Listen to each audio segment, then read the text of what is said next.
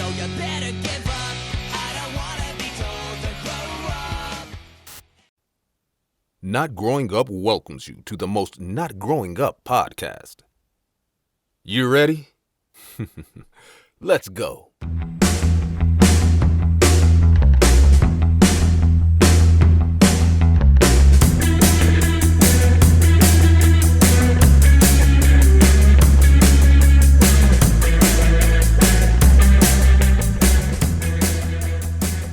Hello everybody and welcome back to the Not Growing Up podcast. This is episode 20 and as always I'm joined with my co-host Scott. Say hello, Scott. Hello. And it's been a while, to be fair. It's been quite a long time. Quite a long time, yeah. Yeah. Too long, yeah. I think the last time we uploaded a podcast or a video was, I believe it was on the same day. I think it was the 9th of July, I want to say. Was that one we did our Just Eat video? Yeah, we uploaded our Just Eat video and our podcast, episode 19, The Muddy in the Media, on the same day with Chris. Yeah. So Yeah. we haven't been very active since then. Yeah. Any particular reason why, Scott? Or I I think it's just that life gets in the way a little bit. No, I think it is in just that life sense. gets in the way. I think life just gets in the way, and we both been just doing other things. You came down here, Yes, yeah. doing that, and then lockdown as well again. So I think then- on the after we posted the Just Eat video, which was quite a big video for us, I'd say, it's something it was fun doing different. that. It's a really good video. So if you haven't seen it, you can go watch on the YouTube channel. But a lot of people have seen it. The feedback we had from it was that a lot of people liked it. They great. found it funny, and it was really fun to make and produce. To be fair, so we all Yeah. plan on doing more stuff like that, and that was the plan when I went down to Cardiff in late July. The plan was to not post anything and record something cool down there. But obviously, once I got down there, we just wanted to chat and Drink.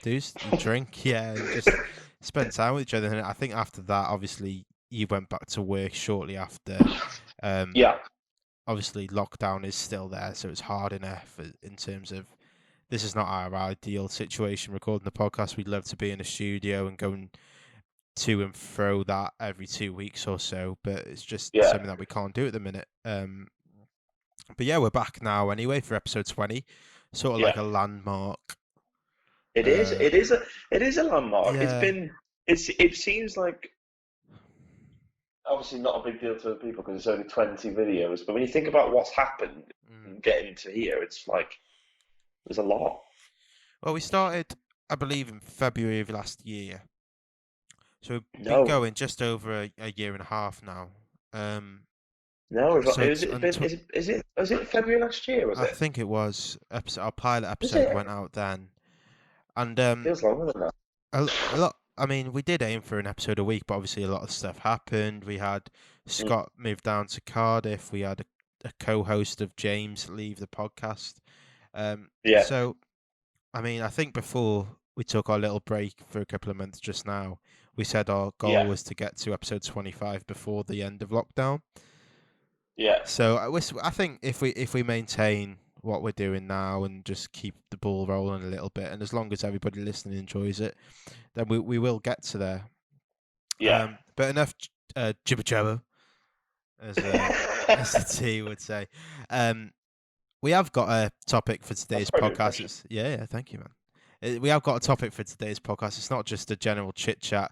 And it's a podcast that we've been wanting to do for, I guess, quite a while, but something sort of invoked us to do it. If you want to explain what we're going to be talking about today.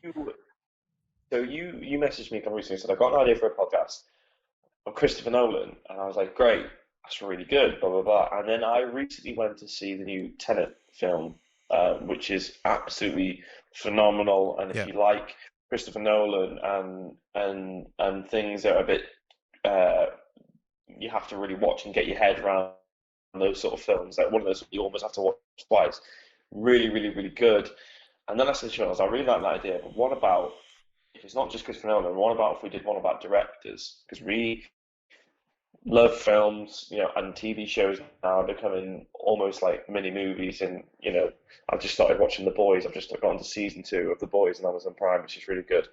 And we want to talk about our favorite films, maybe some, ones directors that people don't have heard of, or why we like those certain directors. And Yeah, I think it's a good point to go on because each director's got a different style, yeah, and I think,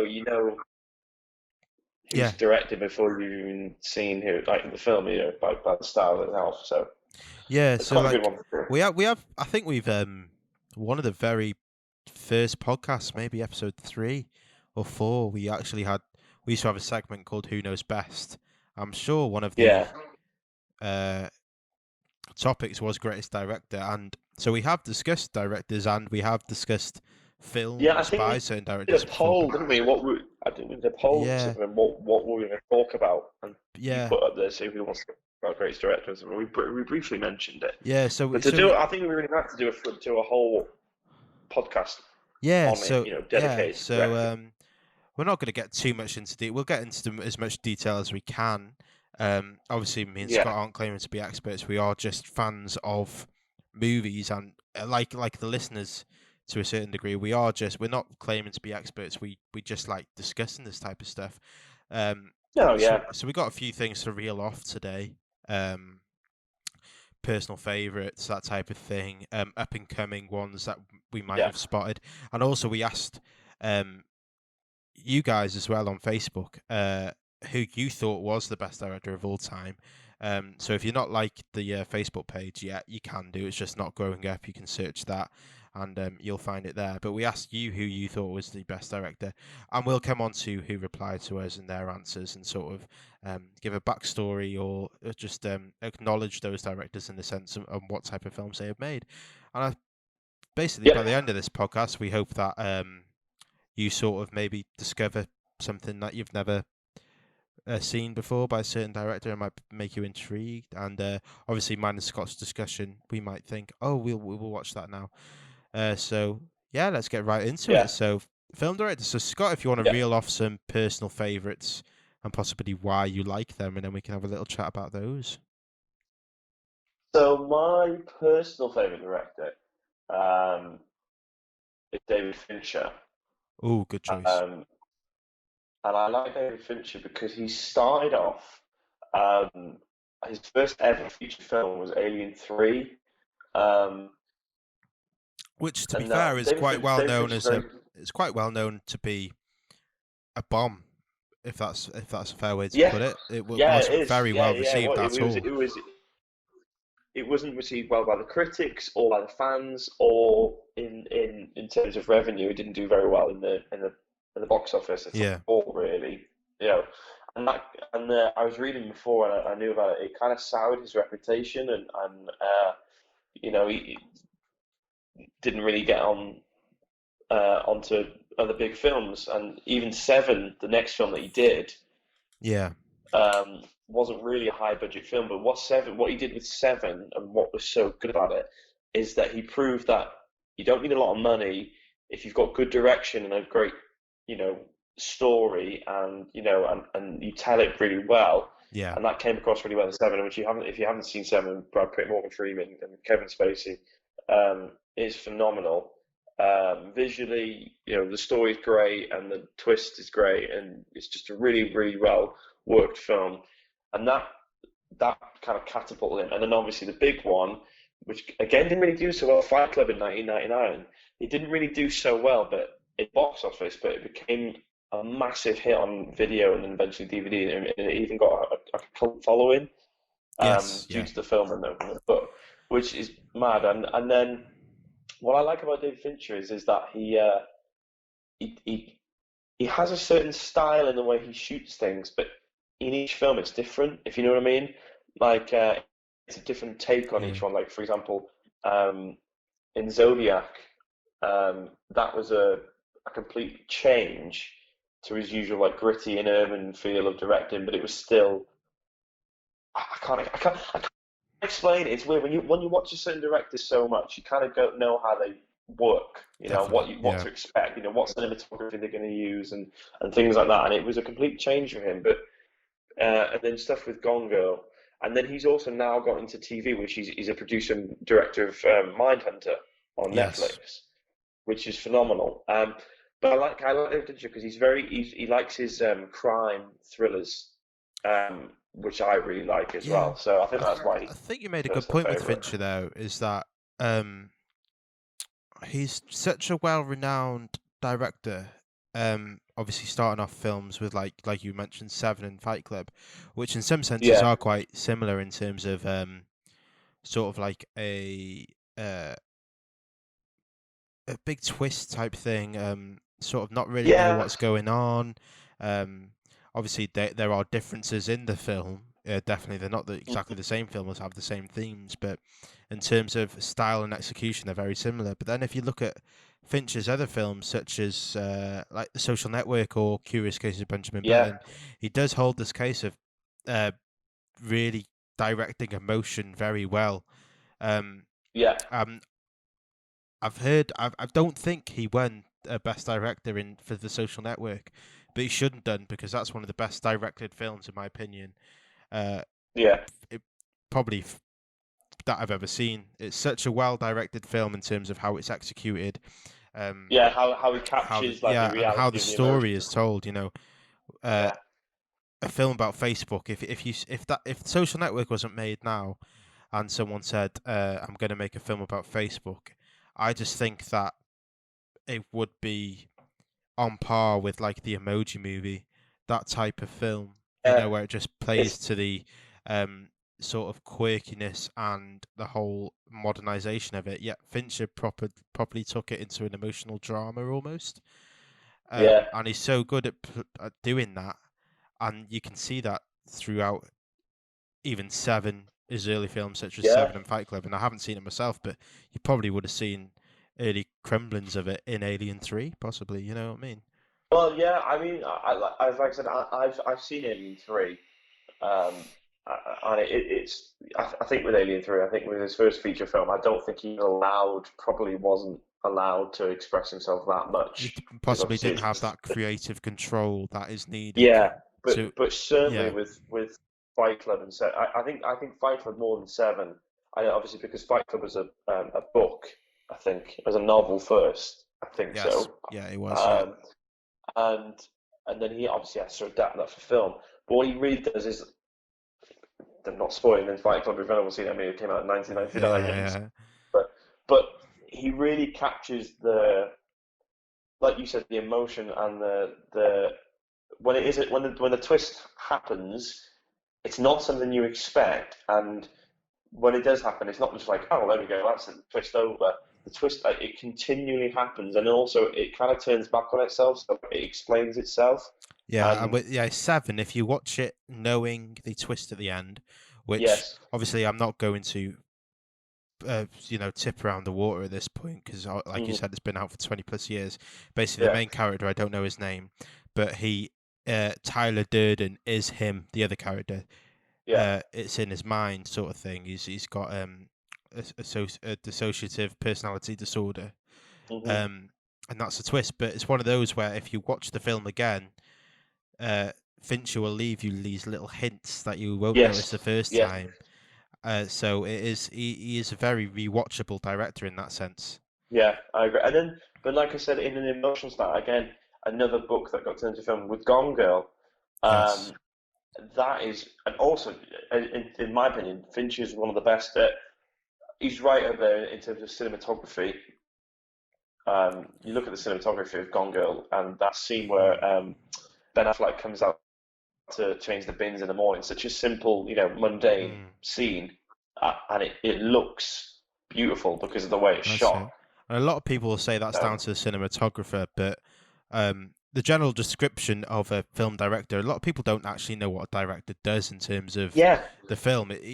Basically, the director sort of controls the whole film in the sense of his artistic vision and the dramatic yeah, aspects of it. So the director might, the cinematographer, yes, he sets up the shots and visualizes how they look, but the director will mhm, tell him how he wants the Yeah, exactly. background to look. He'll tell the actors how he wants a certain scene to be portrayed, how to say a certain word, when to Yeah, blink, that type of thing. And that's what makes, and even editors, cut here, cut there, make that last longer.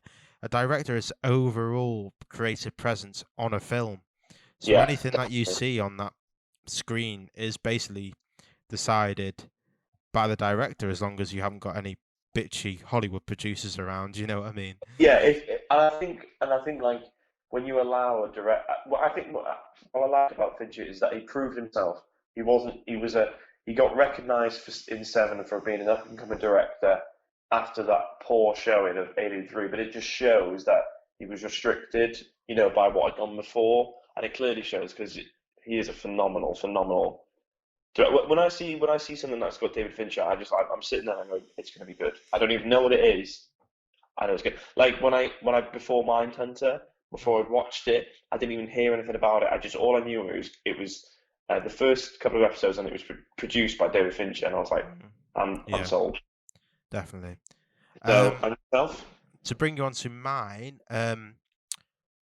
my answer is probably already taken by someone that put it in the Facebook comments in terms Hmm. of my favourites. So I have got a long list of favourite directors, of course.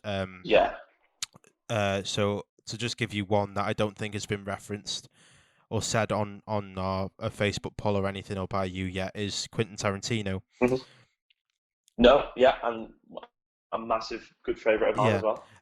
Obviously, it's probably one of the picks of a lot of people when you say favorite Yeah. director, and a lot of people might say you're uncultured because you only watch Hollywood movies. But I think Tarantino is the perfect example of a director who has complete creative control over his films, and Yes. it's his style. Yeah. If you went Irrespective into a of what he's film, like as a person. yeah, I think Like, the good thing with Tarantino is that if you were given a cinema ticket, you said go into this film. There was no opening credits; it was just the film, and then at the end, you came out and someone said who directed that film. I think if it was a Quentin Tarantino film, immediately you could say that was Quentin Tarantino, yes, and that's the I agree. thing. Yeah, and that's the thing that he has. He writes the majority of his own films, bar a few where he's collaborated with others. Hmm. And his whole repertoire. He just has this style which is just so reminiscent of someone that has a fond love of cinema. Yeah. And obviously, not getting too much into his backstory, but he worked in a video rental store similar to Blockbuster. You could say Blockbuster, because a lot of people don't know what videos are anymore. Um, but he Which would, is scary. yeah, I know. He worked in a Blockbuster, and then he was surrounded by movies, so he just sort of ate everything that he could from where he worked, and took everything in, and it just Yeah. and then obviously he went on to make his first film, Reservoir Dogs, on such a low budget with such an amazing cast, and Yeah. there was uproar about it for the violence, but oh my god, is that a good film? It's an unbelievable film. And then And after that, followed up by Pulp it's so Fiction. quoted now. Yeah, and followed Yeah. up by Oh, Pulp Fiction. But everything in Tarantino films, from the people say they don't like his dialogue. I love his dialogue. People say it's too long. I think it's just right, and things yeah. like that. And it's almost surrealistic type of films that he does. For instance, like Pulp Fiction and Django Unchained. You would never think of those situations or think they were real, but then somehow you're engulfed in the story that he's created. And he's a Yeah. very good character writer as well. Like, Yeah, he is. especially, I don't know the characters' names, but Christoph Waltz's character in Inglorious Bastards is probably one of the best characters, or you could argue Brilliant, isn't villain in a film ever. he? He's brilliant, isn't he? And What I like about Tarantino as well, I think uh, he brings out an actor's other side, if you know what I mean. Like he brings yes, out an actor to do a role, and you don't expect them to do that role, and they not only nail it, but you think, "Wow, why haven't I done this before?" Do you mean Yeah. like DiCaprio DiCaprio in in Django Unchained? Yeah, Once Upon a Time in Hollywood. Like yeah. it was such a I wouldn't say it was necessarily such a turn for DiCaprio because although he is arguably the biggest actor in Hollywood, and a lot of people Mm. do overrate him, he is a very good actor. And in a Hmm. lot of things, I think he's quite samey. Um, in terms of he plays not similar characters, but he portrays them in a similar way, the way he talks. But in Once Hmm. Upon a Time in Hollywood, he was just, I think Quentin Tarantino's direction on him and Brad Pitt for that case. I think Brad Pitt had one of the best Yeah. performances of the past decade in that film. But it was so nuanced and it wasn't like he was trying to be that No, it good, wasn't. but he just No, played it it so wasn't. well. I think Tarantino is so good at directing like that, where he can be like, "I want you to be crazy," or "I want you to be very subtle." Um, Yeah. and you can see. I suppose you can see those differences in Christoph Waltz as a prime example, because obviously he was in Django Unchained, and then he was no in Inglorious Bastard, sorry, That's and the. then Django Yeah. Unchained, and he. Yeah. It's almost like two different people playing. Obviously, they're two different It, characters, yeah. but It's you know, almost like, oh my God, yeah, that's yeah. Christoph Waltz. But enough about that anyway. That's one of the personal favourites of mine and Scott. Obviously we got more which we can discuss towards the end, and that's not necessarily Yeah. who we think is the best director. Maybe No, we're it's just just saying our personal favorites. favourites, and there's loads more. So like I said at the I beginning of the think. I podcast, think what were if you we, saying? What I are you was saying, just gonna say, bitch? sorry, we, if we, I forgot we swear now. Of course we do. Oh fuck.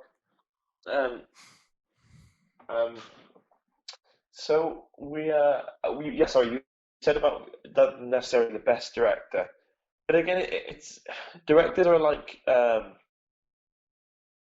like They're music, like isn't it? rebels. In, they're like Rebels, yeah. Yeah, So exactly, Rebels got a you favorite. got a bag You of have different your not rebels, and great. your favorite changes between each bag. Yeah, I don't like Rebels, so there you Well, go. there we go. So anyway, like I said at the beginning of There the you go. podcast, we did a post on our Facebook page, just asking basically, who do you think's the best director of all time? Um, Yeah. Obviously we had different answers. A few people answered the same, and me and Scott are just going to go through these directors. Some of them we might not even know, so we can Okay, we won't be cool. able to discuss them that much, but we'll definitely check them out, and we'll bound you to check them out as well, because if some people think they're the best, then they must be good. Yeah. So to start off with, we had Jordan Isaac Smith. Thank you very much for commenting.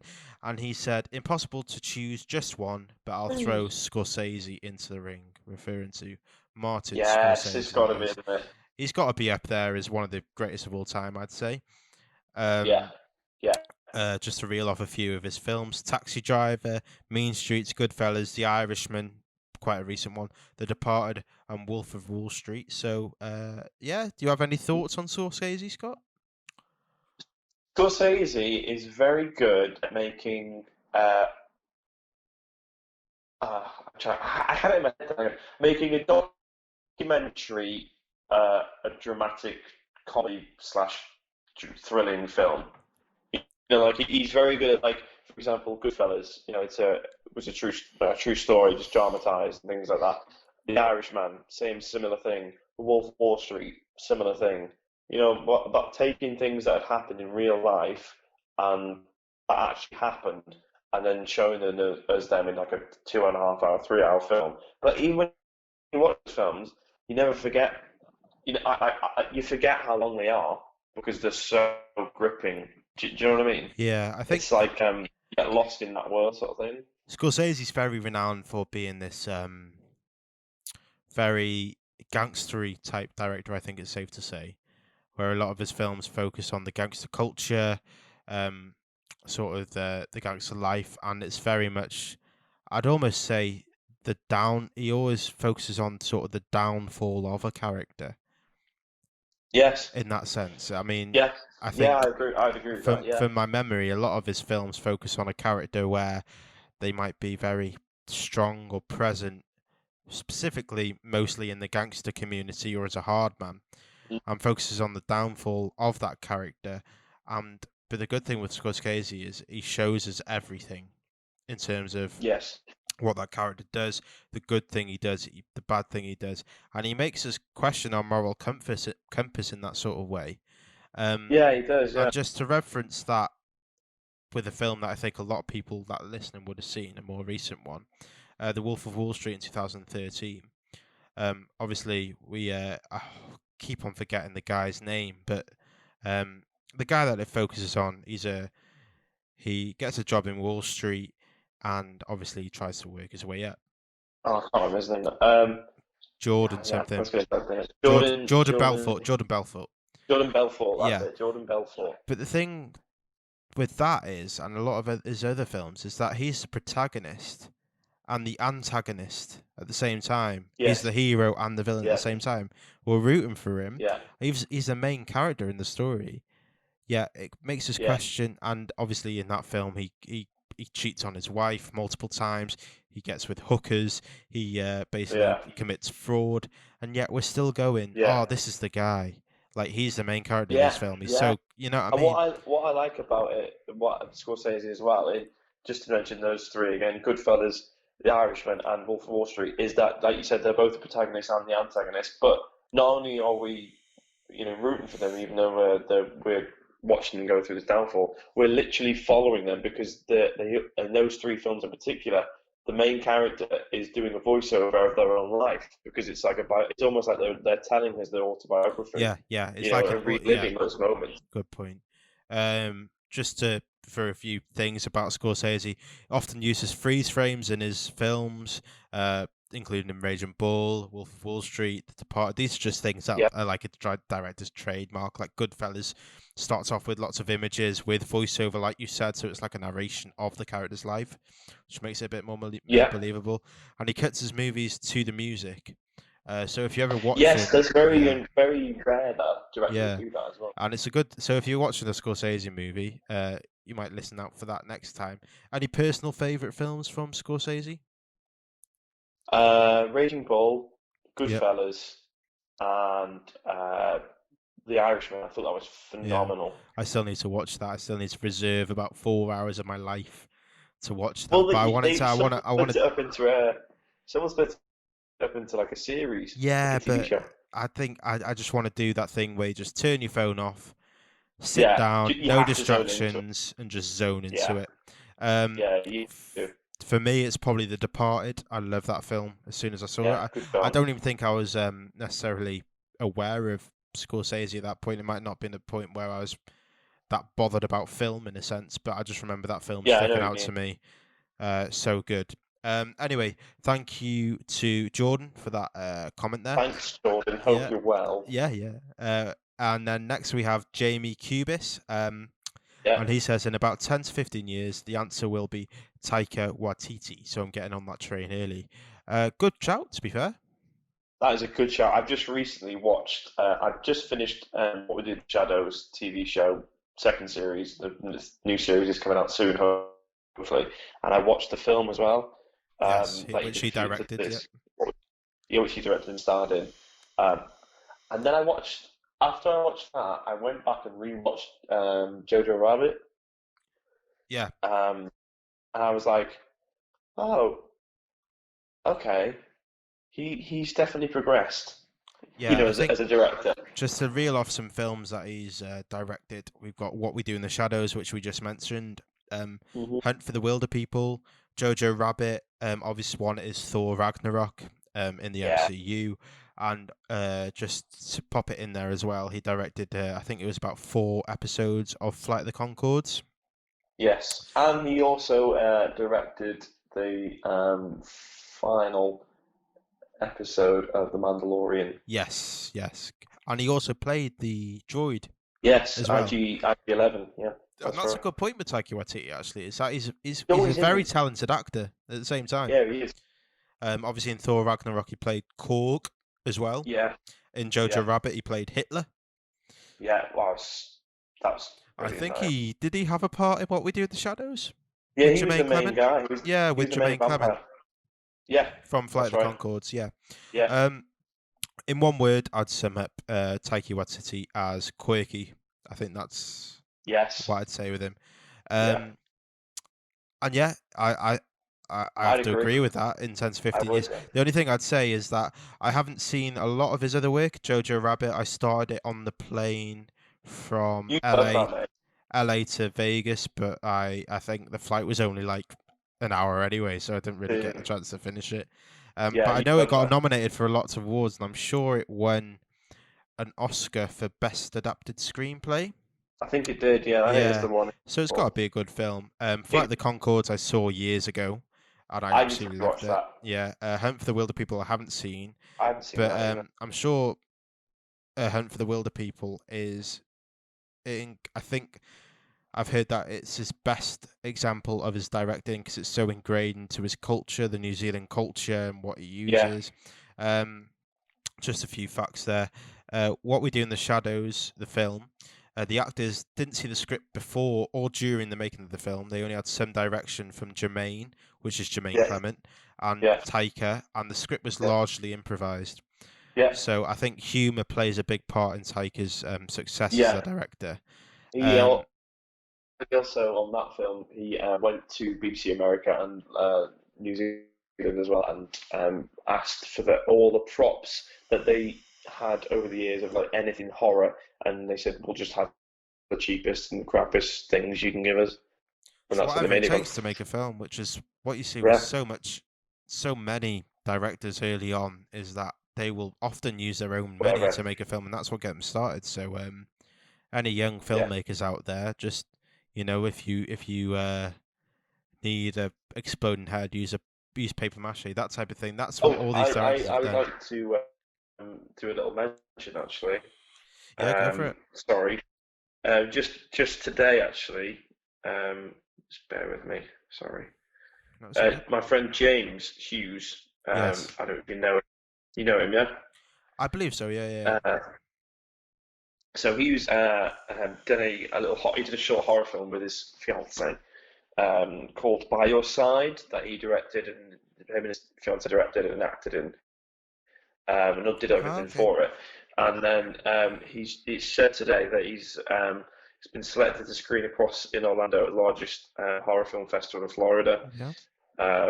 And it is also an official selection of the Off the Script website Bloody hell! from today. Congratulations. Is that So on, he's is that on YouTube to watch now, or? yeah, it's on his Yeah. Facebook page. I'll We'll send you the link. we'll pop a link in the description if we Yeah, so if we he's remember. just done Hopefully that we do. himself. Brilliant.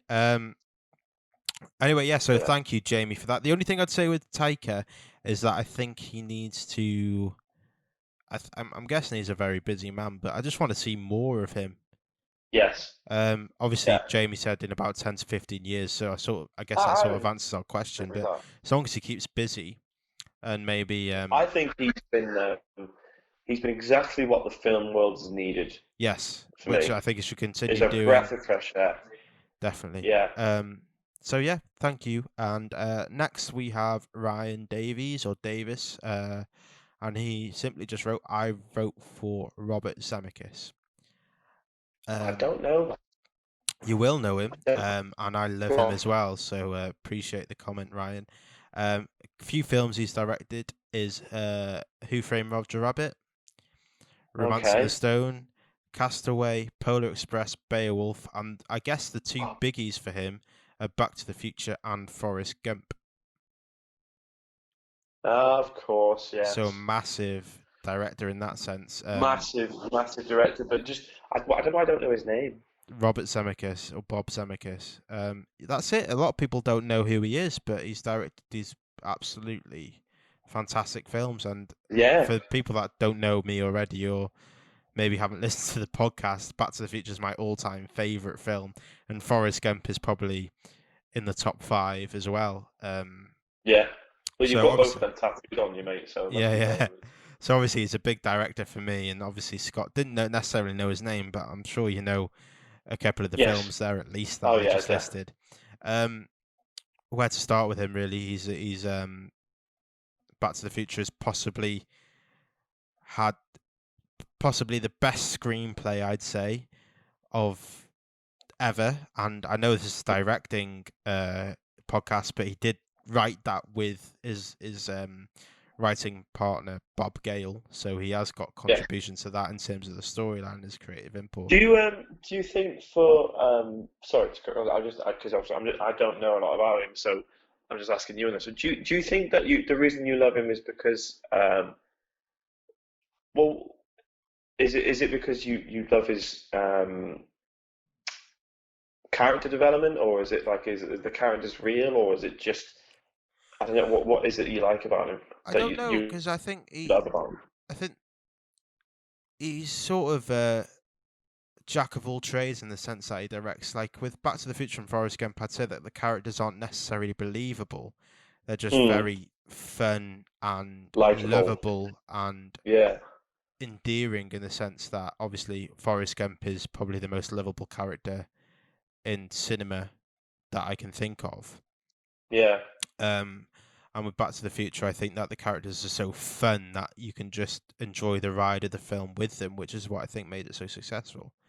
Yeah. But then if you look at films like Castaway, where it's just Tom Hanks, who was also in Hmm. Forrest Gump, by the way, but Tom Hanks solely by himself for the majority of the film on an island, Hmm. he uses that film to sort of show you the struggles and sort of the way that man copes. So I think he's got this good way of being very realistic, but then showing Yes, raw I get what you human mean. emotion at the same time, which you can see in Forrest Gump at the same time. It's Forrest Gump Yeah, isn't yeah, I necessarily think so. realistic, but the emotions in the film and the emotions that it Yeah. makes you feel are.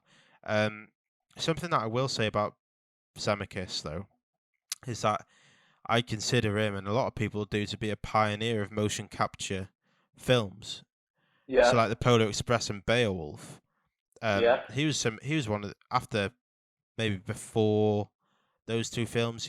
You could say Lord of the Rings had it with Gollum and Andy Serkis, but in terms of Hmm. animation, motion capture, although it wasn't perfect in either of the two films, but in Polar Express and Beowulf, he was probably the sole person there pioneering that sort of Yeah. That's way of sort of producing those yeah. types of animated films, which I really appreciate. Yeah. It's not You to don't see dwell. much anymore, really. No. He did a film recently called Welcome to Marwen, where he used a similar type of way of producing the film with motion capture, which had Steve Carell in it.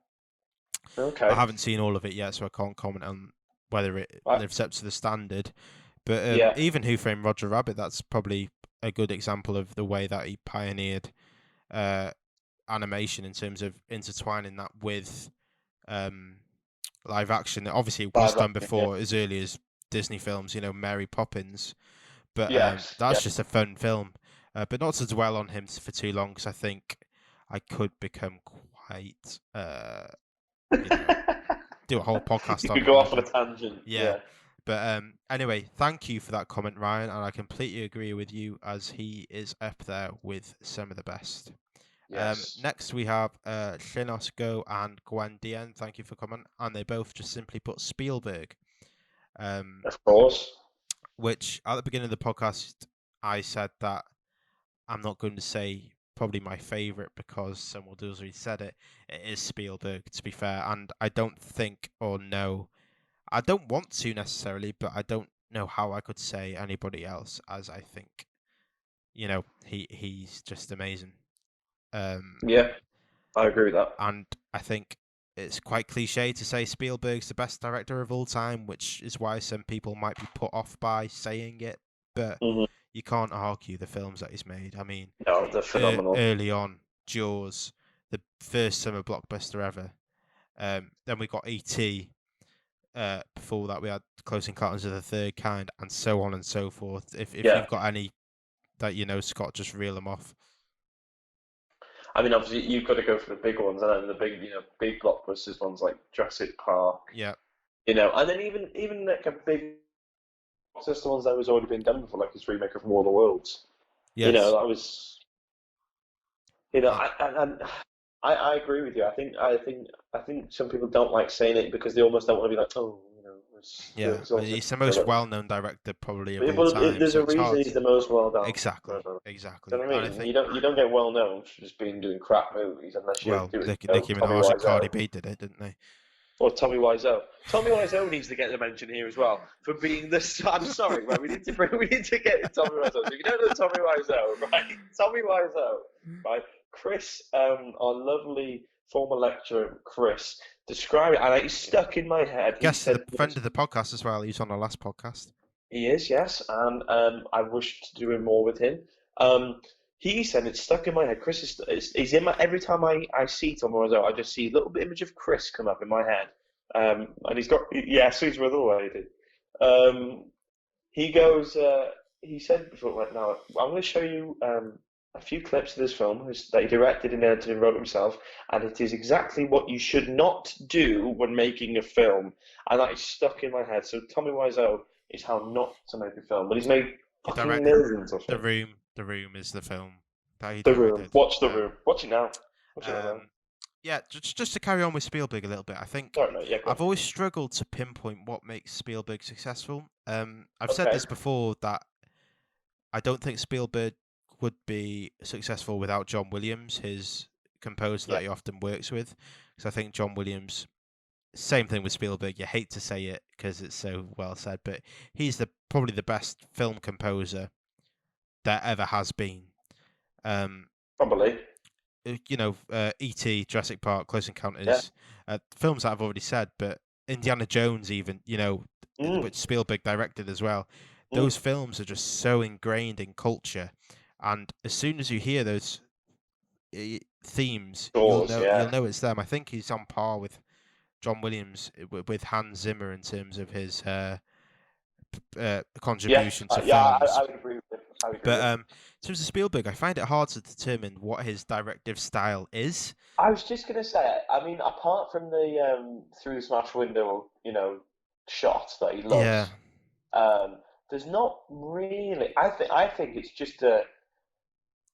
I think it's just a culmination of various different things that you can't quite put your finger on, but I think Spielberg. with Spielberg, obviously, I think a lot of people praise him that have worked with him. So I think it's very much a behind the scenes view of him that makes you realize he's a very good director. So if you're on set with him, I think you'd realize, wow, this guy's amazing. So I because think when I watched behind the scenes of War in the Worlds, what I liked about it, obviously, I don't know what he's really like, but I presume he wasn't playing up for the cameras because a lot of the time he didn't know he was being filmed for this behind the scenes. He just goes up to every single part of the production and makes himself ingrained, not just like looking over and saying, I don't like that, I don't like that. He is ingrained in each part of the production of the film, which he should be because he's the director. Yeah, I think. But, to add on to my point that you said just then and the point I said before, I think it's probably the way that he directs his actors as well. I'm going to use E.T. as an example here, but he worked primarily with children actors. Yeah. And he had a puppet for E.T., and for anybody that hasn't seen E.T., honestly, like, it lives up to the test of time. It's one of the most emotional films you'll ever watch. I think that comes clear with a lot of Spielberg films, is the emotion that you get from the actors and the characters.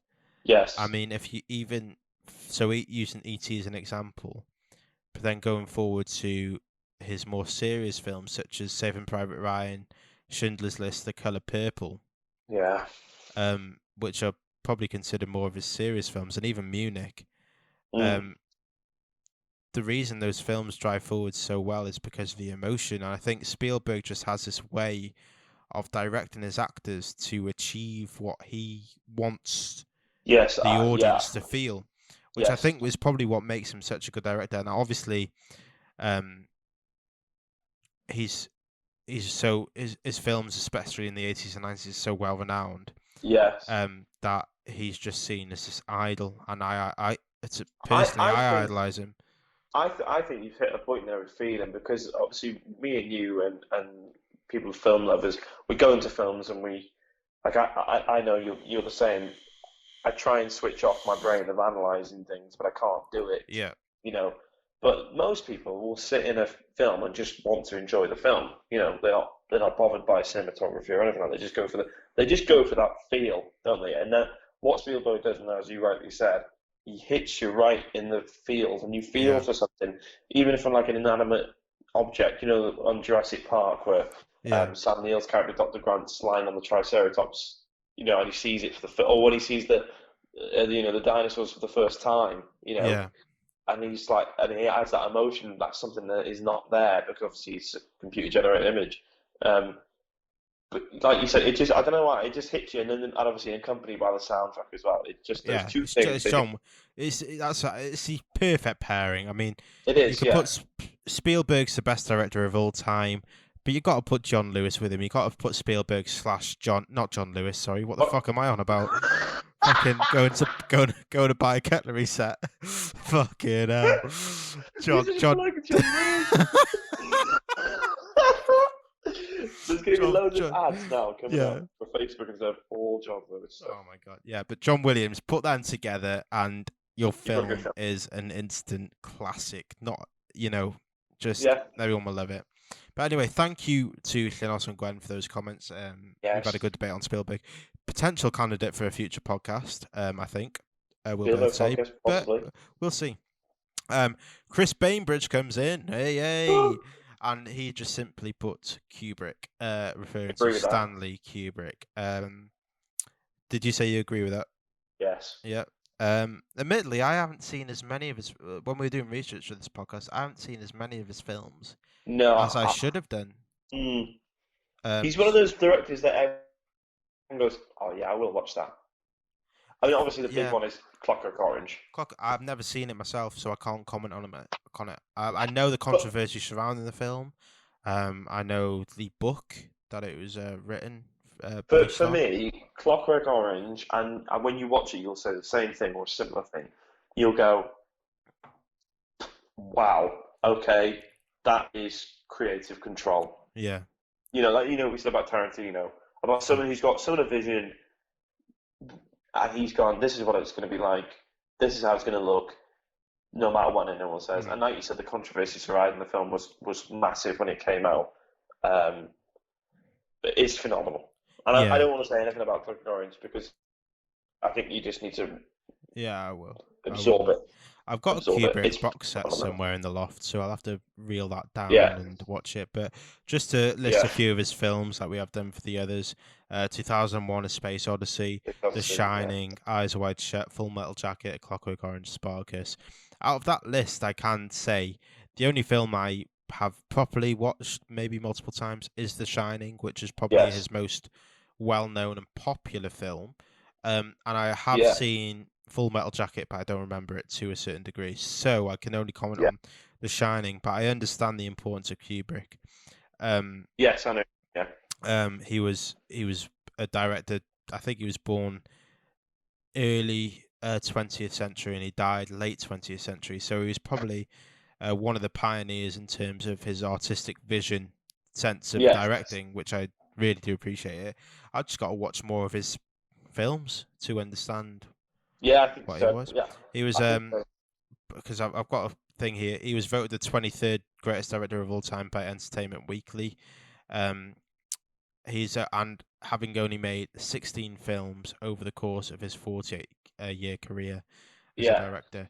So he hasn't made that many films, but he's obviously made a huge impact on the film. When I had the research before, he was he was number one in the best directors of the last 50 years on IMDb. Yeah, obviously different lists, different. Different lists, different views. Yeah. Yeah. But But I think what I like about Kubrick is Clockwork Orange and The Shining were both books, and both had just already established this kind of, yeah. resonance. And he just took it to another level. But famously, though, the thing I know about, I've got a couple of things I know about Kubrick, without knowing too much about the films. I know that Stephen King, the author of The Shining, hated his adaptation, The Shining, the film. Oh, really? Yeah, he hated Kubrick's vision of it. Why? I think it just wasn't what King intended the book to be or Okay. anything like that. But he absolutely hated it. But it is renowned as one of the greatest, arguably, horror films of all time. I find it Yeah. very scary. I mean, It is terrifying. that's the type of stuff that scares me, the psychological, the Yes. real. And I know that Space Odyssey is not similar in the sense, but an ever-present threat. You know, so I can't comment. I That's a can't. good word, threat. I know Hal because he's Yeah. Wally references it quite a lot, which is Wally Great basically film. rips off a Space Odyssey, which great film. Yeah. But I can't say too much about Kubrick. I know Eyes Wide Shut is last film I think with Tom Cruise and Nicole Kidman. I haven't seen that. There's a lot of stuff about that film. I think there's like a lot of chunk missing from that film that the studio wouldn't release, and then Kubrick died. Oh, really? And the studio didn't release it, but it references something very political. I don't want to say what I think it is, just in case I'm wrong. Yeah. But you Yeah. can do your own research into it. But Okay. yeah, and I know it was filmed consecutively for a long time. I'm sure they were filming that film for over a year, which is a very Wow. long time.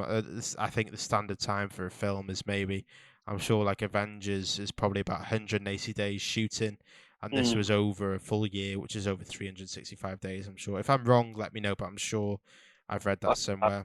But like you said, like you've not seen the Kubrick for yourself, but you know a good director when like Yeah, you when just say his that many name. people chat about them and you've heard about their films and They that must you be should good. watch them, you know they should be good. So Yeah. thanks, Chris, for that comment. I'll definitely it's on my list now. I've got to watch more of him. David I think personally for you, Kubrick, mate, start with Clockwork Orange. yeah, That's for me. Well, like I That's said, what I've dabbled in a couple, but I'll definitely try and watch him to get his, to understand him as a director and why he's so well looked upon. Yeah. David Edwards, cheers, Dave. He said Miyazaki. And I don't think you'll know this one, Scott, I don't think I do, but mate. he's a prominent Japanese animation Was he the man who director. directed Parasite? No, No. he's he works for Studio. I think he's the Studio co-founder. Ghibli. He's in 1985 with Isao Takahata. He founded Studio Ghibli. So I need to watch Studio Ghibli. Yeah, so some of his films that he's directed include Spirited Away, My Neighbor Totoro, Howl's Moving Castle, and Princess Mononoke. Yeah. I know you probably won't know a lot about this because you don't watch a lot of anime per No, se. but it's on my to-do list, don't worry. Yeah, 'cause, but Izzy's I think that's a great shout. Studio Ghibli. Bit left wing as well for an animation sole animation director, to be fair.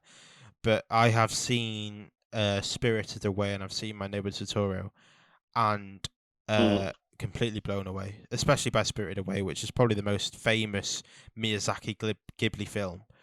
But honestly, it's strange, it's weird, it's wonderful at the same time. I love it. I don't want to comment too much because I know Ghibli films and Miyazaki films are very loved, and a lot of people take them seriously. So I don't want to, say something that is wrong. But Yeah. it's definitely something that I need to watch more of because, like I said, I've seen Spirited Away, I've seen My Neighbor Totoro, and I've got Howl's Moving Castle and Princess Mononoke on Blu-ray ready to watch because I'm ready to watch them. But yeah, and an interesting fact about him is that he allows no more than 10% of the footage in his films to be computer generated. Okay. So he's very much a hand-drawn, focused animator. Okay. But yeah, I can't really say much more about that. But thanks, Dave. Definitely, if you're a fan of anime and you don't know Ghibli or Miyazaki, you must have been living under a rock. But if you haven't watched anime before, or Japanese art style hand-drawn films, Miyazaki's films and Ghibli's films are definitely the first place to go to. Yeah. Stefano Milo Do we have to say that? says your nan's log.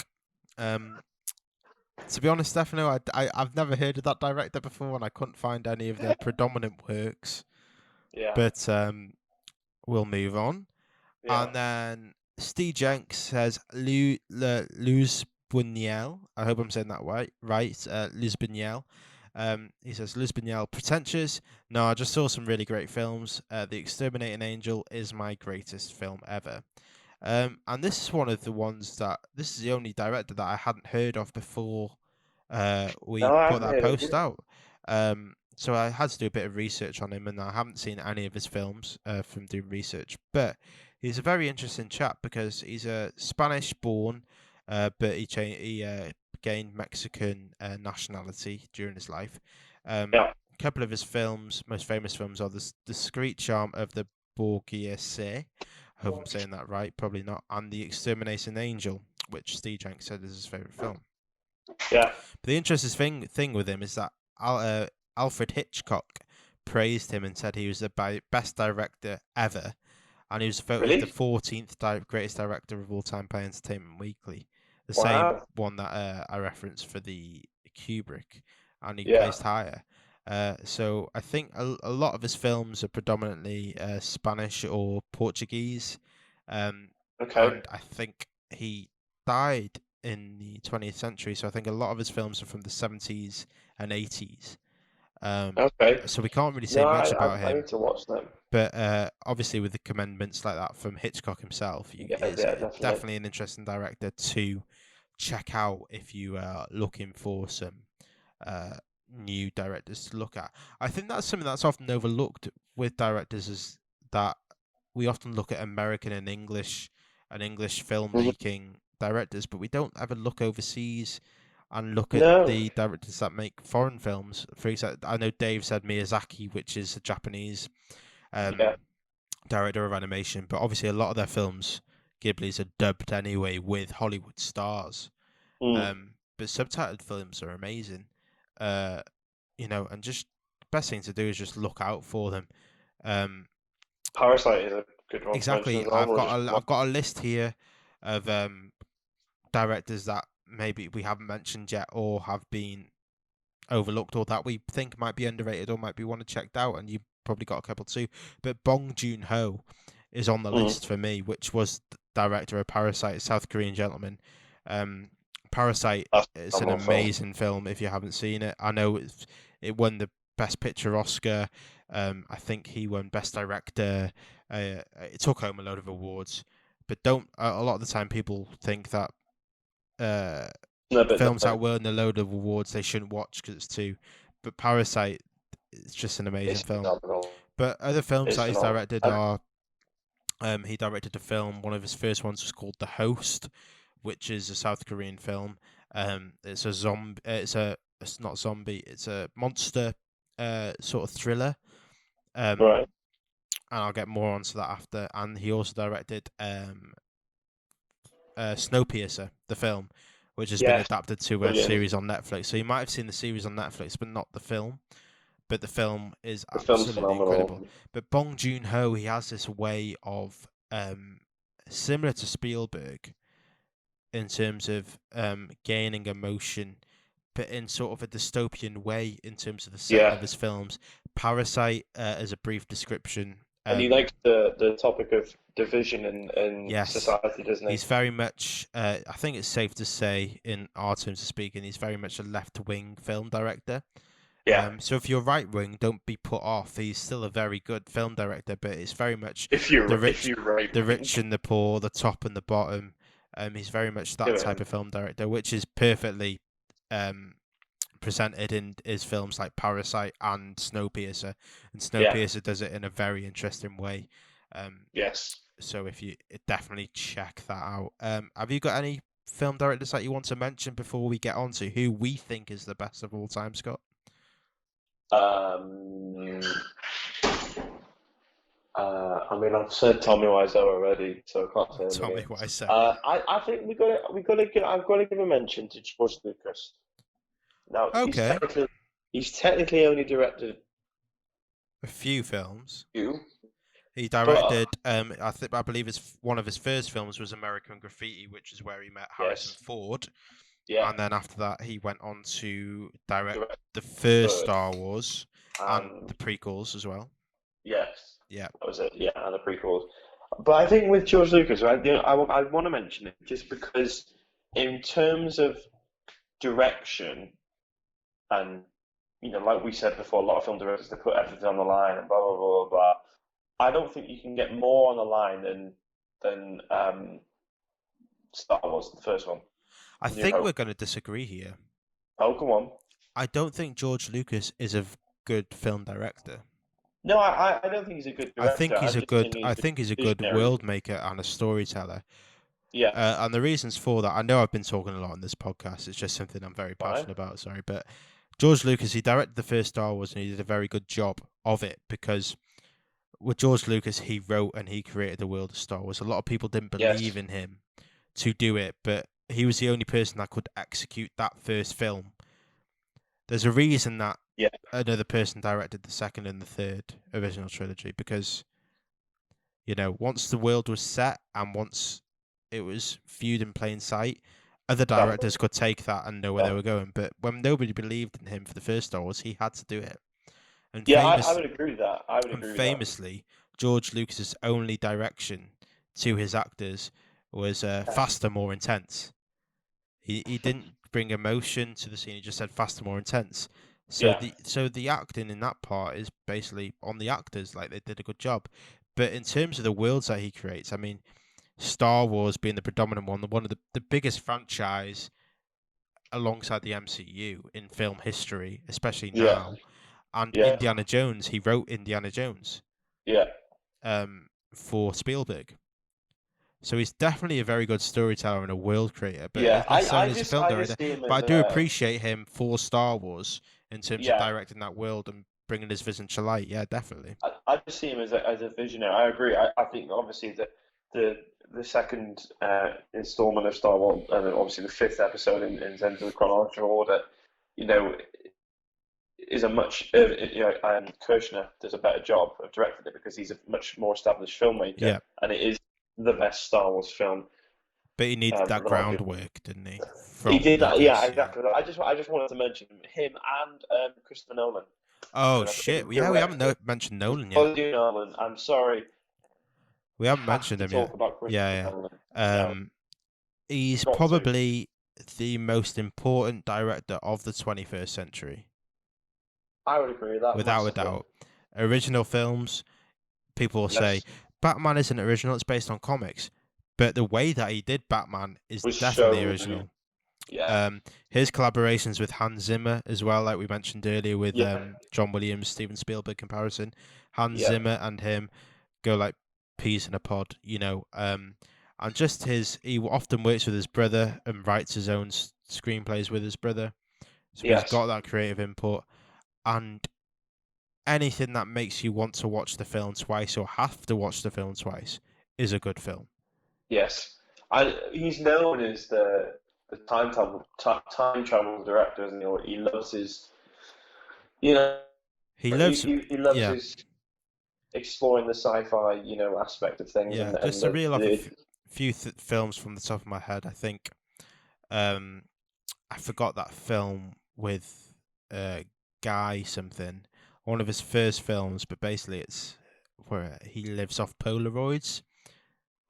Oh yeah. Oh. Memento. Memento, that's the one. Yes. But that film is cut so cleverly. It's not linear, which linear means beginning to end. It's non-linear, so Yeah. it jumps between places. But it's that Yeah. sort of figuring out aspect of Nolan films that makes it so interesting. Yeah. And you can see that in, Right the way in- through. Inception, Interstellar, Tenet. Inception, oh my god, fucking hell, Tenet.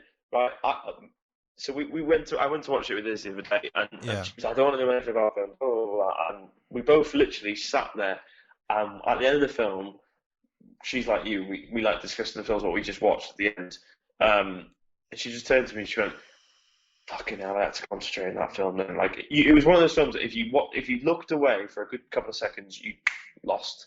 And Yeah. a lot of people, that's not their appealing films, but for me, that's phenomenal. But it starts so intensely, and the intensity just stays, and if anything, it's more. Which is he does that a lot in his films. Yeah. Like for example, The Dark Knight starts What- intense. Yeah. What would you say is Nolan's best film?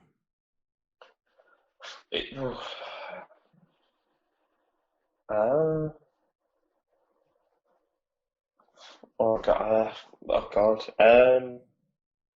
The Dark Knight is probably up there with a lot of people because obviously it's on It's in the top 10 in IMDb's list, Yeah, and it's his highest rated film on yeah. IMDb. But Um, for me, it's Interstellar. I was going to say Interstellar. I I think really like the way that was it, shot. it got slammed by a lot of critics. Mm. I think just based on what Nolan had done before in his previous films, from that were Inception and The Dark Knight and Dark Yeah, Knight Rises. I think possibly, yeah, depending on the year that came out. But I think Interstellar is the best space travel film that I have yeah. ever seen. Obviously, in Interstellar, the black holes and everything that they used. I watched the I got the Blu-ray and I watched the behind the scenes type stuff, and they said nothing in this film. They consulted with professors and Yeah, astrophysicists. everything like that, and experts in that the fields, and they said the only thing in that film that isn't possible is frozen clouds. I think at a certain point in the film they fly the spaceship over a planet and Yeah, the clouds are frozen. Everything else in that film is possible. The black hole that they created the software and they put actual mathematical code into that software to show nice. what a black hole would look like, and if I think last year maybe they took an image of a black hole and it looked exactly the same as what they had created. And I Mad. think just the precision that Nolan Yeah, puts the into his film, using the stuff detail like and that, things. the detail that he puts into it to make it realistic is incredible. I'm going to mention Dunkirk as well. Yeah, 'Cause I loved the use of Dunkirk. sound in that film is incredible. This And really there's good. always I this think, aspect of time in Nolan films as well. yeah, Um, it's a jump. It's a time's not linear. Yeah, with Memento, the time is that obviously it's not linear. For people that have seen Memento, you'll understand. But if you haven't, go watch it and you'll understand. But it's not linear. With Inception, obviously, it's a dream world and time lasts longer. And they've got a certain amount of time to do this.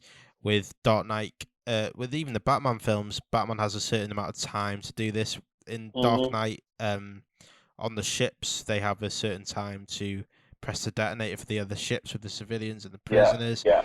Tenet's all about time, and obviously Interstellar is about time. With Tenet, only because I'm just recently watching it, so it's so fresh.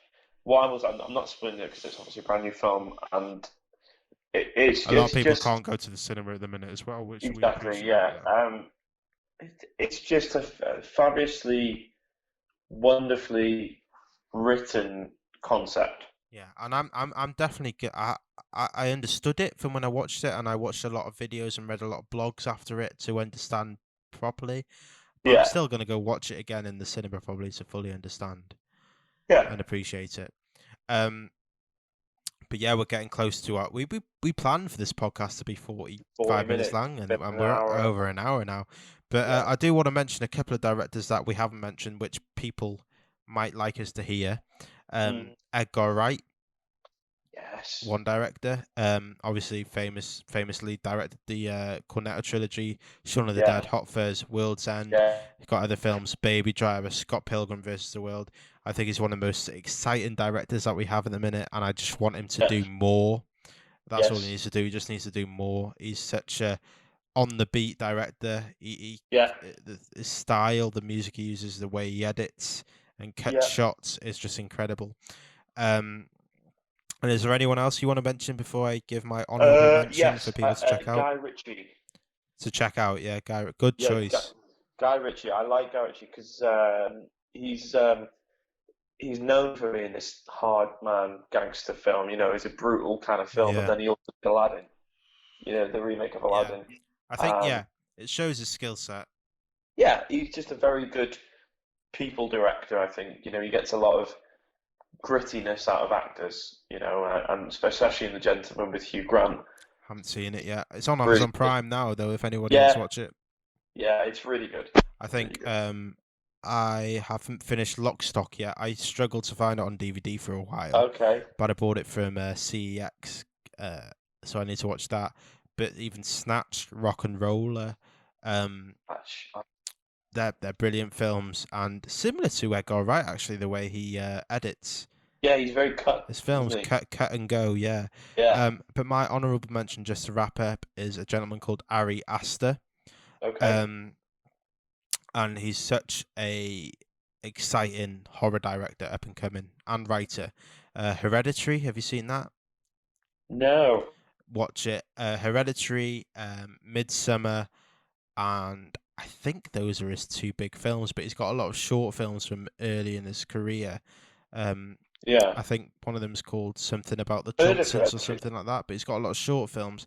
But he is the most exciting director I have seen in a while in terms of me.